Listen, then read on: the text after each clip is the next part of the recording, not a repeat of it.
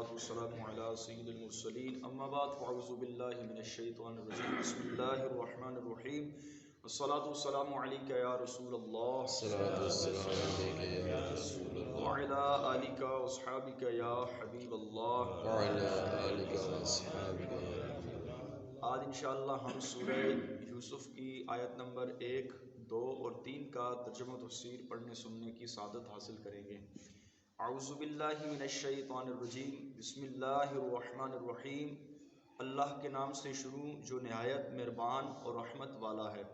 الف لام را تلک آیات الکتاب المبین. ترجمہ کنز العرفان.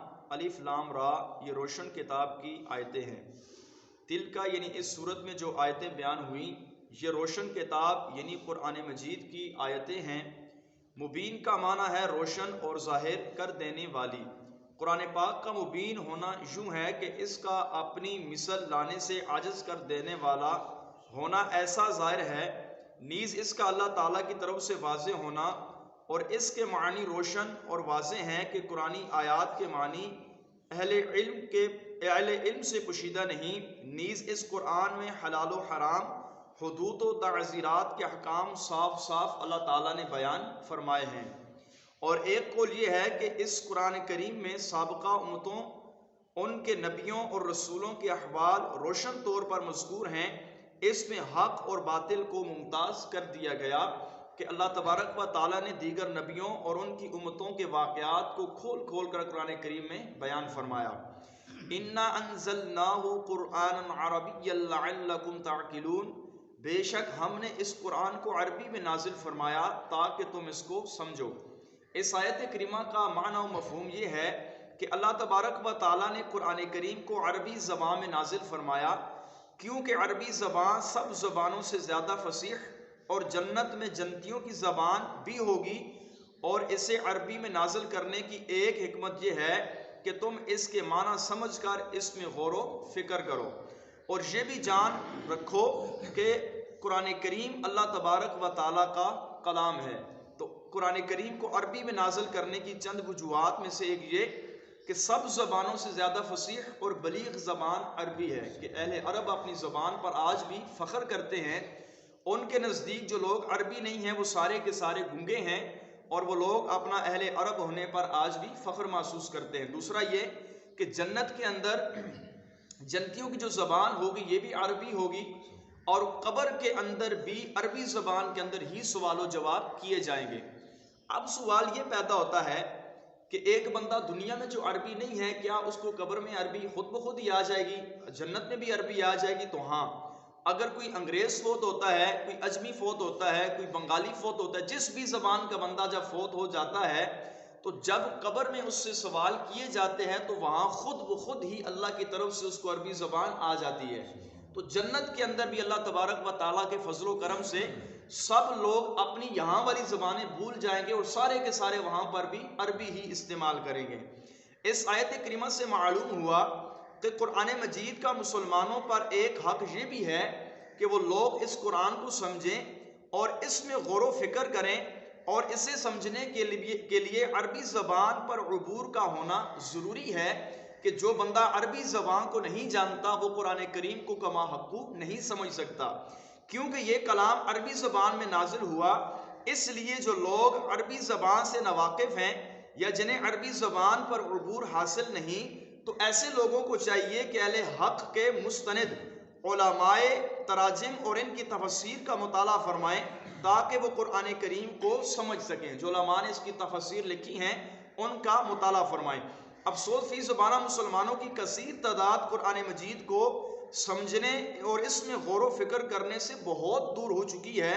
اللہ تعالیٰ انہیں ہدایت فرمائے، اور اللہ کریم ہم سب کو عربی زبان سیکھنے کا بھی جذبہ عطا فرمائے. ایک تو ہم قرآن کریم کو پڑھتے نہیں ہیں، اگر پڑھیں بھی تو ہم تلاوت کر کے قرآن کو چھوڑ دیتے ہیں. اس کے معنی اور مفاہیم کے اندر مفاہیم جو ہیں ان کے اندر غور و فکر کرنے سے ہم لوگ دور رہتے ہیں. تو فرمایا کہ ہر مسلمان کو چاہیے کہ وہ قرآن کریم کی جہاں تلاوت کرے وہاں اس پر غور و فکر بھی کرے کہ آیا جو آیت کریمہ میں پڑھ رہا ہوں اللہ تبارک و تعالیٰ اس میں کیا فرما رہا ہے مجھ سے. تو فرمایا کہ عربی کا سیکھنا بحیثیت مجموعی امت مسلمہ کے لیے فرض کفایہ ہے. یعنی امت میں سے اگر چند لوگ بھی عربی سیکھ لیں تو اس کا فرض کفایہ ادا ہو جائے گا کہ اگر ایک بھی نہ سیکھے گا تو سب کے سب لوگ گناہ گار ہوں گے. جس طرح جنازہ فرض کفایہ ہے، اگر پوری بستی میں سے کسی ایک بندے نے پڑھ لیا تو سارے بری ذمہ ہو جائیں گے، اگر کسی ایک نے بھی نہ پڑھا تو سارے کے سارے گناہ گار ہوں گے. تو اسی طرح عربی زبان کا بھی امت مسلمہ پر سیکھنا فرض کفایہ ہے کہ اگر کوئی ایک بھی نہ سیکھے گا تو لوگ گناہ گار ہوں گے. نحن نقص عليك احسن القصص بما اوحينا اليك هذا القرآن وان كنت من قبله لمن الغافلين. ترجمہ کنز العرفان. اور ہم نے تمہاری طرف اس قرآن کی وحی بھیجی، اس کے ذریعے ہم تمہارے سامنے سب سے اچھا واقعہ بیان کرتے ہیں اگرچہ تم اس سے پہلے یقیناً اس سے باخبر تھے. یعنی اے حبیب صلی اللہ تعالیٰ علیہ وسلم، ہم آپ کے سامنے سابقہ امتوں اور گزشتہ زمانوں کا سب سے اچھا واقعہ بیان کرتے ہیں جو کہ بہت سی عجیب و غریب حکمتوں اور عبرتوں پر مشتمل ہے، اور اس میں دین و دنیا کے بہت فوائد، بادشاہوں اور علماء کے احوال، عورتوں کی عادت، دشمنوں کی ایذاؤں پر صبر اور ان پر قابو پانے کے بعد ان سے درگزر کرنے کا نفیس بیان ہے، جس سے سننے والے میں نیک سیرت اور پاکیزہ خصلتیں پیدا ہوتی ہیں. تو اس وجہ سے سورہ یوسف کو ایک تو احسن القصص بھی کہا گیا ہے. نیز اس سورت کے ضمن میں ایک انسان کی زندگی کے جملہ مراحل کو بیان کر دیا گیا کہ زندگی کے کن مراحل پر کیا کیا چیزیں انسان کو پیش آ سکتی ہیں، ان سے وہ بہترین انداز میں جو ہے وہ سبوکش کیسے ہو سکتا ہے. اسی طرح جو ہے اللہ تبارک و تعالی جل جلالہ نے اس سورت کو احسن القصص فرمایا. اس کی چند وجوہات بیان فرمائی ہیں. نمبر ایک کہ حضرت یوسف علیہ السلام کے واقعے میں جس قدر عبرت اور نصیحت اور حکمتیں بیان کی گئی ہیں اتنی اور کسی صورت میں نہیں بیان کی گئی، اس وجہ سے اس قصے کو احسن القصص بھی کہا جاتا ہے. دوسری وجہ یہ ہے کہ حضرت یوسف علیہ السلام کے اپنے بھائیوں کی جانب سے جو ان کے ساتھ سلوک کیا گیا، اس پر اللہ تبارک و تعالیٰ کی رضا کے لیے صبر کرنا اور بدلہ لینے پر قادر ہونے کے باوجود اپنے بھائیوں کو معاف کر دینے کی وجہ سے بھی اللہ تبارک و تعالیٰ نے اس قصے کو احسن القصص بھی فرمایا. تیسری وجہ یہ ہے کہ حضرت یوسف علیہ السلام کے واقعے میں انبیاء کرام، صالحین، فرشتوں، شیطانوں، جنوں، انسانوں، جانوروں، پرندوں کا ذکر ہے. اس میں بادشاہوں، تاجروں، عالموں، جاہلوں، مردوں اور عورتوں کی طرز زندگی کا بیان اور عورتوں کے مکروہ و فریب کا ذکر ہے. اس کے علاوہ اس واقعے میں توحید، رسالت، فقہی احکام، خوابوں کی تعبیر، سیاست، اسی طرح جو ہے ان تمام فوائد کا بیان ہے جن سے دین اور دنیا کی اصلاح ممکن ہے. یعنی ساری کی ساری چیزیں سورت کے اندر بیان کی گئی ہیں، اس لیے اس واقعے کو اللہ تعالیٰ نے احسن القصص فرمایا ہے.